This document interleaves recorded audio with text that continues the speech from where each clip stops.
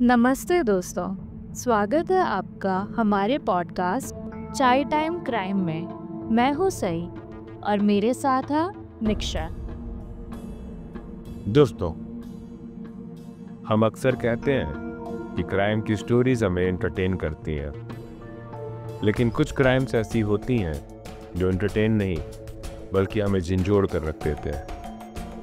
आज हम बात करने वाले हैं एक ऐसे मर्डर केस की जो सिर्फ एक इंसान का खून नहीं था बल्कि इंसानियत और इंसाफ के लिए एक बड़ा सवाल छोड़ गया।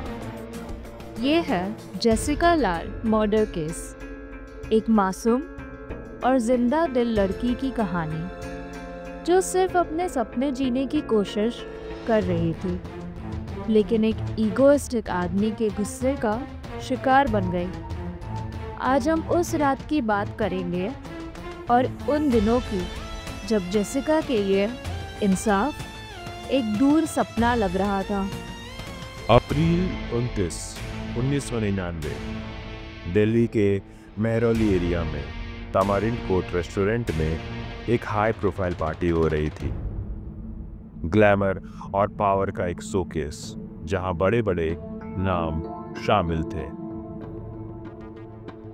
जेसिका लाल, एक सक्सेसफुल मॉडल और इंडिपेंडेंट लड़की, इस पार्टी में बारटेंडर की ड्यूटी कर रही थी।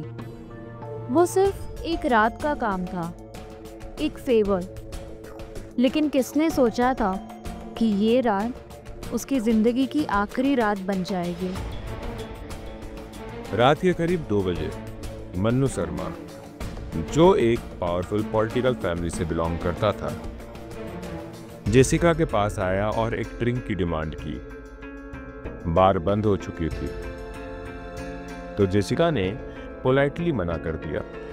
लेकिन दोस्तों, ये ना मन्नू शर्मा के ईगो के लिए एक इंसल्ट बन गई।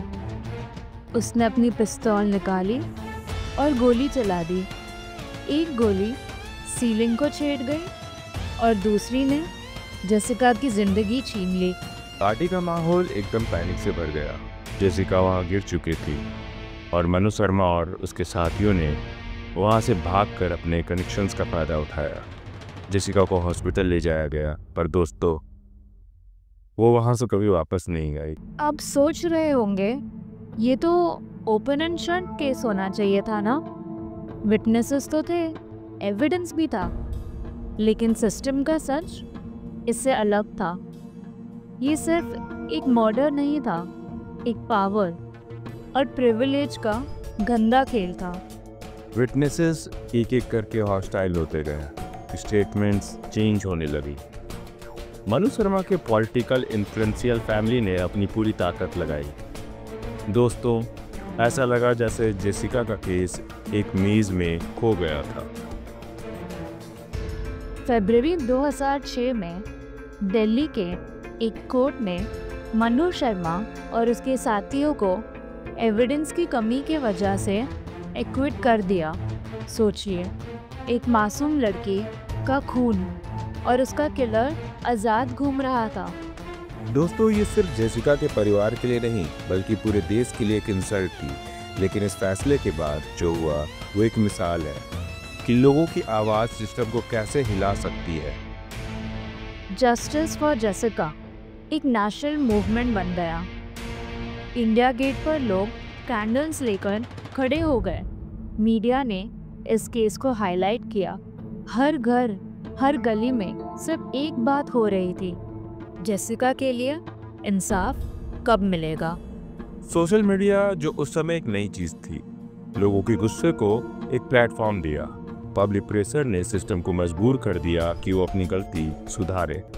और फिर हुआ एक मिरेकल। दिसंबर 2006 में दिल्ली हाई कोर्ट ने लोअर कोर्ट के फैसले को रिवर्स किया।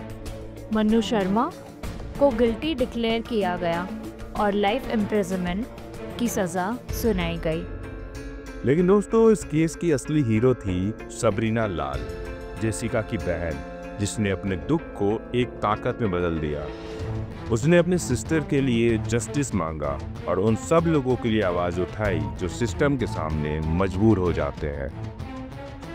जेसिका लाल का केस हमें एक सच्चाई सिखाता है कि जस्टिस मिलना आसान नहीं होता, लेकिन अगर आवाज़ उठाई जाए तो सिस्टम को बदलने पर मजबूर किया जा सकता है। लेकिन दोस्तों, ये कहानी सिर्फ इंसाफ की नहीं, एक वार्निंग भी है कि प्रिविलेज और पावर का मिसयूज कितना डेंजरस हो सकता है। और इसलिए ज़रूरी है कि हम अवेयर रहें और कभी चुप ना रहें। तो दोस्तों, आप क्या सोचते हैं?